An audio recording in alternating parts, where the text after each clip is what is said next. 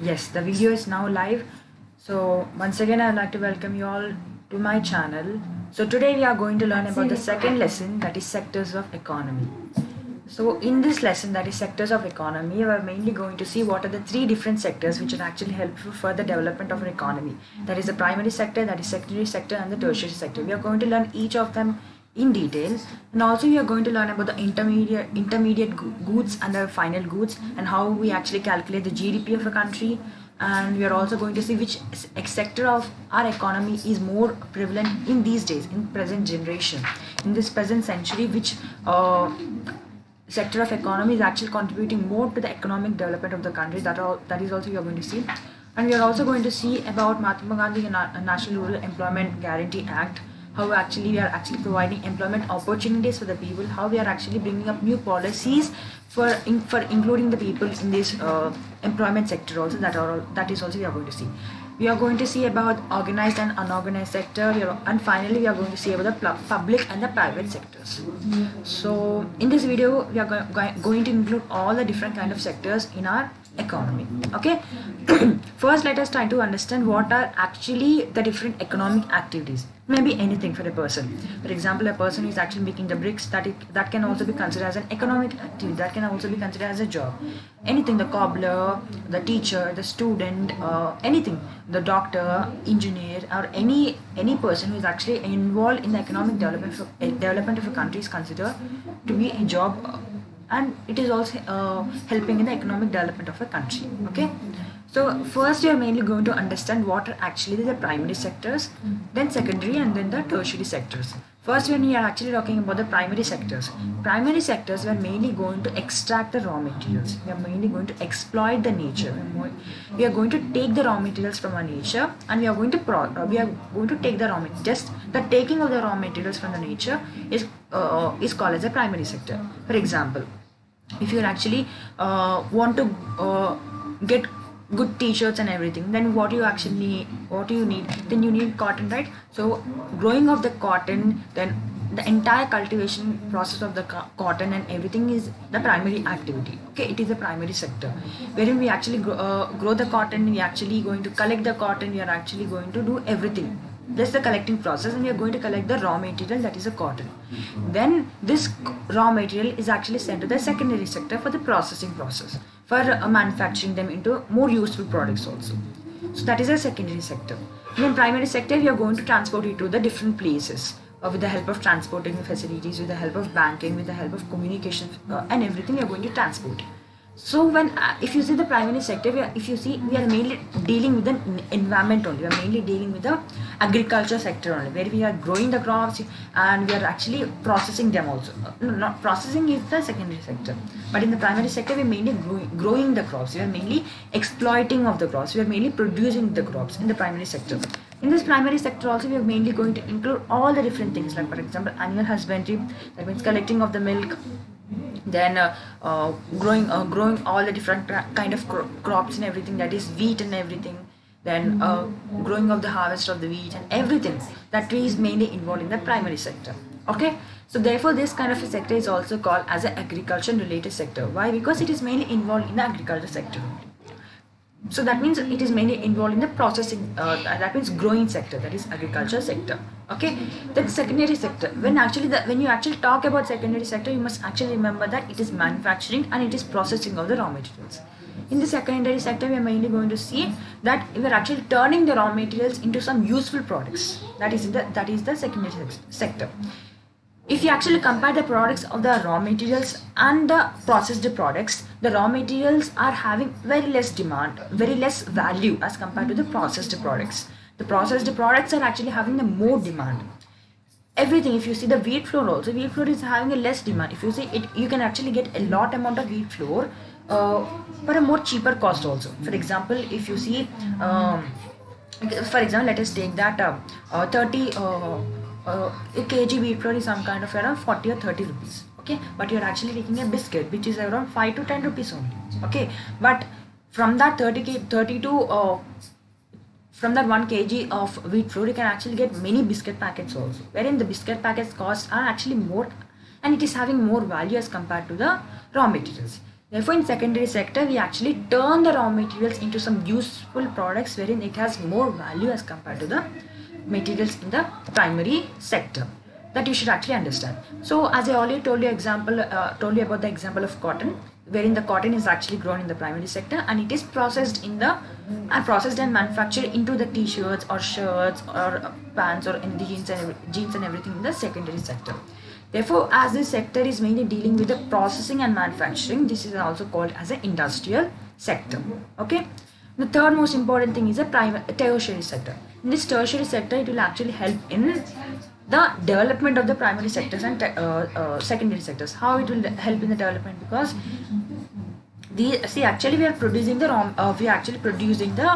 processed goods in the secondary sector, right? They should also go to the consumers, right? They should also go to all the people who actually want to use them also. So tertiary sector will actually help in that process, wherein this helps in transporting of the processed goods to the people, helps in reaching these goods to the people also. That is a tertiary sector. That is the main thing which are mainly going to see in the tertiary sector. So this tertiary sector mainly have different things. So that is banking. We have banking is something that helps in providing insurance also for the development of the primary and the secondary sector. It also gives banking, insurance, and communication also. Communication is nothing but it gives us, that is a phone calls, like for example in order to order the different kind of products that we actually need. That is also the tertiary sector only. And one more important thing is that banking, communication, and also the transportation facilities it will provide, because this products has to be transported to the people, right? So from industries they should be transported to the people. That work is actually done by the tertiary sector, right? That is the main thing which you need to understand. Therefore, this sector is also called as a service sector. Okay, so why it is called a service sector? Because it deals and it involves all the different kind of processes, that is banking, it is insurance, communication, transportation facilities, then trading, and everything is involved in this tertiary sector. Okay, now let us try to understand what is a service sector. Service sector is a kind of sector which mainly involves as I already told you that tertiary sector is also called a service sector. Service sector does not mean that they should always be involved in the production process. It is not mandatory that they should always be involved in this production process.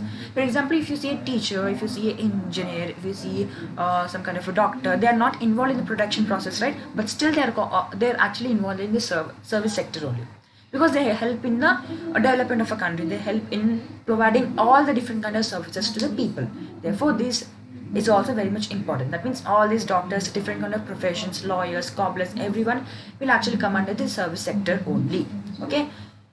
Therefore, as you all know, the different kind of services also, that is ATM booths, the different technological advancements, many software companies, all these things will actually come under the service sector only. Therefore, IT industries, as you all know, IT industries is growing very rapidly in our country. Therefore, this IT industries is the only one which is actually contributing more to the economic development also.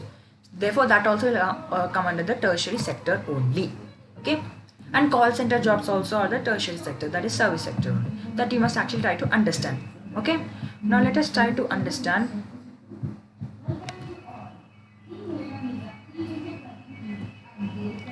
one thing which we should actually remember is that these three sectors, that is the primary, secondary, and tertiary sectors, are interdependent on each other. That means every other sector is dependent on other sector. For example, primary sector is actually dependent on secondary and the tertiary sector, because if you see primary activities, that means for growing of crops and everything, we need the secondary sector machinery also. That means we need the many kind of combined harvester, we need the seed drills, we need many other things also for the many irrigation facilities also. This all will actually come from the secondary sector only. Therefore, there is always an interdependence on any other two sectors also. And primary sector also is also dependent on tertiary sector, because from secondary sector to primary sector, they should actually reach from industries also, they should reach to the farming lands also. How they'll reach? They'll not reach by air or something, right? They'll not come by just flying, right? They'll actually have to transport. So this transportation will actually come into the picture, wherein the secondary sector wherein the machinery is actually transported to the primary sector with the help of transport. That is the tertiary sector. And also in the same way, secondary sector is also dependent on primary sector for all the raw materials, because it has to process all the different kind of raw materials into some useful products. Okay. And one thing actually I would like to mention is that only till the end of this month only I'm actually making these videos, and after that I'm not making. Okay. And now let us try to understand how we can actually compare the three different sectors. So in that process, we are only going to see how we are actually going to calculate the product of the different kind of product, different kind of goods and everything. Okay, calculate the value of the different kind of products. So if you see the example of the what is actually here, we actually come to know about the intermediate goods and the final goods. What are actually the intermediate goods? Intermediate goods are nothing but all the process. For example, starting from the flour, or starting from the sugar, flour, electricity bill. Sometimes it is involved, the electricity bill, the machinery, and everything like water, which is actually used for everything. This will actually come under the intermediate goods, and the final good is nothing but the biscuits. So if you see the manufacturing process of biscuits, the flour, the sugar, water, which are all the process, all the materials which are actually used for the manufacturing of the biscuits is the intermediate goods. Whereas if you see the final goods are nothing but they are the final products. That is, the biscuits are the final goods. Okay. Now let us try to understand. And always we actually, when actually calculating the product of a good, we only include the final products. Why only we actually include the final products? Because final products also consists of all the intermediate goods also. Therefore, we actually calculate the value of each and every product by only considering the final goods value. Okay, that you should actually remember. For example, if you see, this example is actually given in your textbook.